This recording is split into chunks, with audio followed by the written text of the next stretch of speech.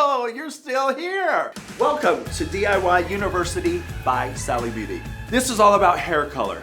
That's why we're here, to make you a better DIY expert at home. Today, it's gonna be rough and tumble. That's why I got my little clicker. Okay, so hair color falls into two categories, non-oxidative and oxidative. So non-oxidative hair color includes temporary colors. These are colors that only have a deposit capability. You only had one job, and it's to deposit hair color and pigment. So they just go in and sort of stain the cuticle, or they get right under the cuticle and just live there and nestle in temporarily. Now, the other type of hair color is oxidative hair color. What we mean when we say oxidative hair color is that those color molecules have to oxidate, which means they need to burst open so they're free to do what they're designed to do. These require those crazy little energetic liquids that we call developers, and you will need a developer to get the party started. If you didn't see the developer video, go watch it over here. Now, fun fact for you, because I know y'all love my fun facts.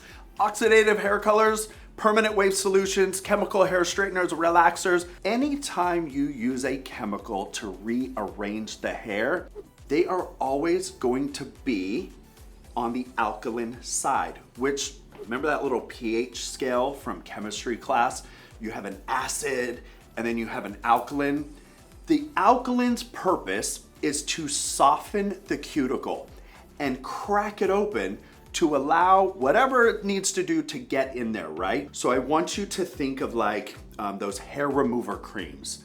The purpose of these is to soften and swell that hair follicle so much that you just wipe it off.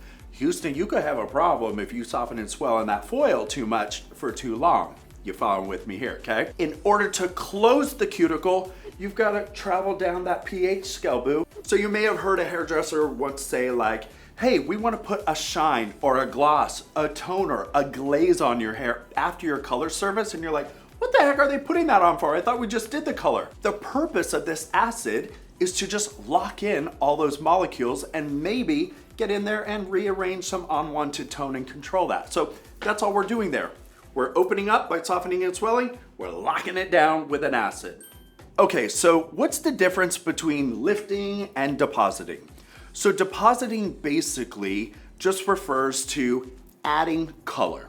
So no lifting of the cuticle, no big chemical. It's just taking that big delicious color molecule and just slapping it on top of the hair fiber. Now when we lift, the purpose and intention of lifting is to get into that cuticle layer. Remember that cool little zone under the cuticle, the cortex, where all that chocolate was, where all those pigments, where the party is? That's where you're gonna boogie and woogie with any changes you want. But in order to get through to that club, you gotta see the door, man. That's lifting and getting through.